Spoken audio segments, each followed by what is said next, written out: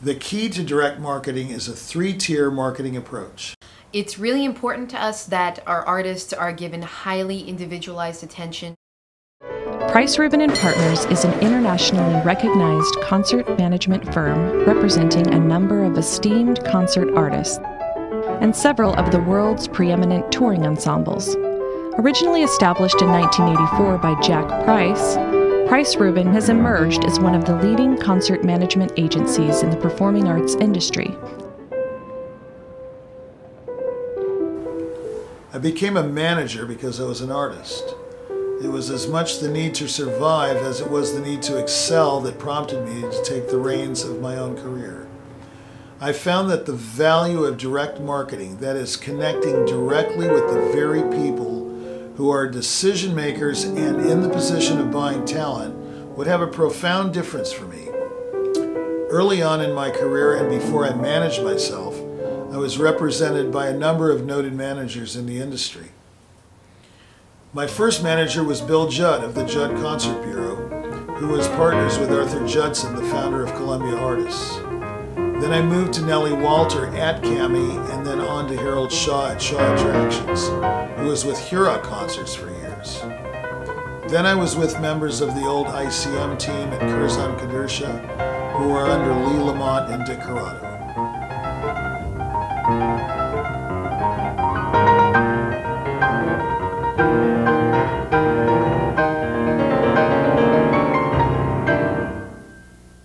I came to understand that in order to succeed as an artist, I had to master the very area of business that so many other artists reluctantly embrace, and that is the internal nature of this business. The psychology, the underlying economics, the sales techniques, and most importantly, the underlying motivations that ultimately garner success in one of the most demanding career paths anyone could ever choose for themselves.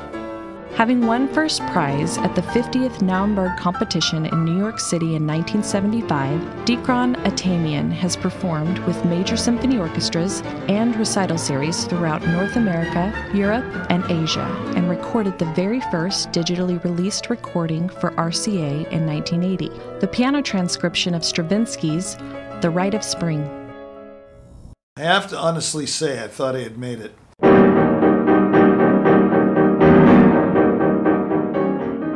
I really believed that my career was going nowhere but up. A sustainable concert career at the AA major level. I was also told this by many with the best credentials and track record in management. And yet, as fast as my ride was to the top, it was even faster crashing down to the bottom. By 1982, I went from AA orchestras and major recital series to virtual obscurity. I was living in New York and really had no means of supporting myself and no idea what to do next. Artists who have won a major competition are almost completely oblivious to the fact that the very next competition may be only 1 or a few years away when another competition winner will be crowned.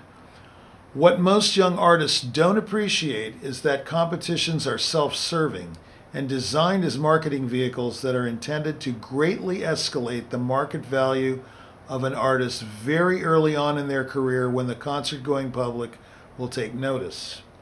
However, as soon as another competition winner surfaces, the attention is then switched to someone else and the competition itself. The market value of the artists who came before then begin to suffer. Sustainable concert careers were possible for first prize winners 35 to 50 years ago. A competition was an event, as close as classical music gets to the kind of suspense found in a sporting event, like the 9th inning of Game 7 at the World Series. The suspense is still there today, but it unfortunately does not permeate beyond the competition itself. A competition winner simply doesn't get the kind of needed press attention that I got when I won the Nuremberg back in 1975.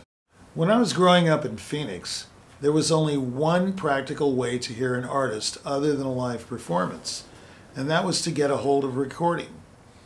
And to get a rare recording of William Capell or Emil Gilels, You had to go down to the record shop, and in Phoenix in those days, it was either Circle Records on Central Avenue or Sandy's on Camelback. And if they didn't have it in stock, you had to look up the recording in the Schwann catalog and order it in person, because they usually required a deposit, and then in 2 weeks or so they would call you to tell you that your order was in. You had to go down a second time to pick up your recording.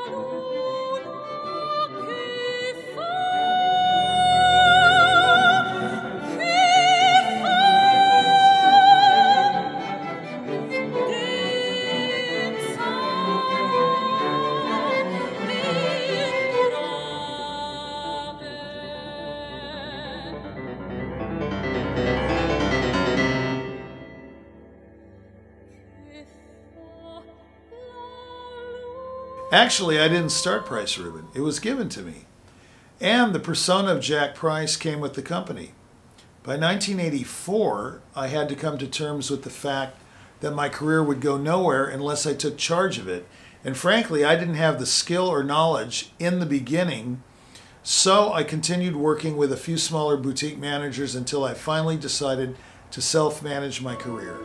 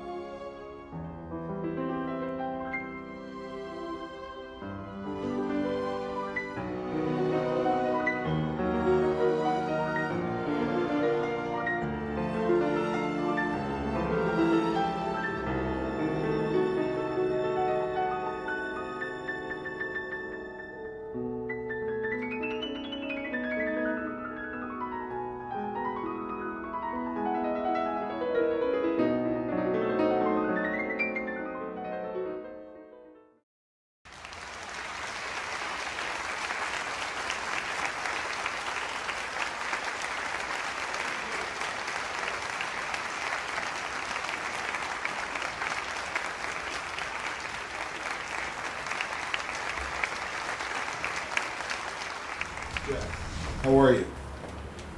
Yeah, I didn't make it to the convention.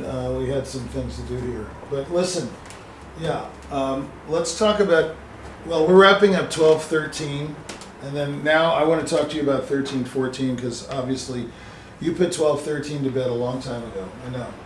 Yeah. August, yeah. So we'll do it in August. We'll go to contract in August, but what I tell younger artists as they are about to emerge onto the concert scene, or if they've been in the business for a few years, is that they must focus on branding themselves to the industry. The very people who engage artists must know they exist and why they should consider them for future engagements. Without regular contact in a specific targeted campaign, the name will be lost and someone else will get the consideration. Regular contact is the key in the branding process and ultimately leads to engagements. This is Lisa Edelman calling from Price Rubin. I was following up with her as a previous conversation about violinist Stephanie Chase. Thanks, I can hold, yeah.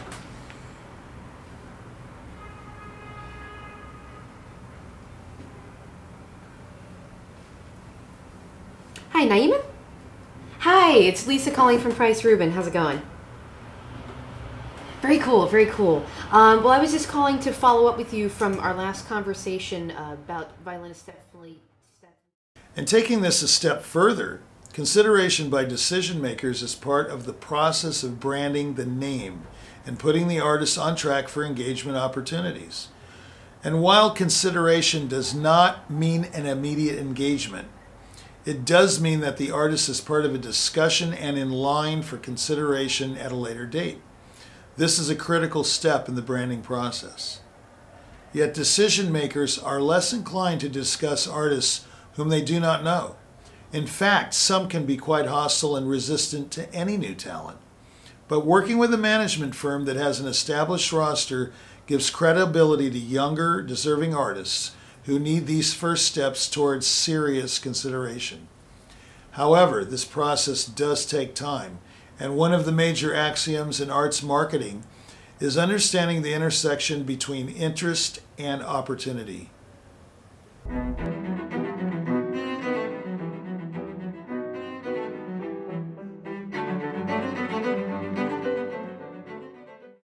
Artists no doubt work their own contacts, and this is where invitations come from, personal connections. But engagement opportunities from the industry come from a managed campaign that is designed to take the artist to a broader marketplace while enhancing name recognition and relationship building with presenters who are most likely to show interest in the artist. Talent alone is not enough. The successful artist in the 21st century must also be a mindful business person and see themselves as an entrepreneur and innovator. They must embrace the very same techniques that all businesses must develop, and at the heart of these techniques is the ability to sell. I've always believed that performing is selling, and a successful artist doesn't need to win a competition or even graduate from a music school. While those things help, the key to success in developing a sustainable career in the performing arts industry is to take a unique and rare gift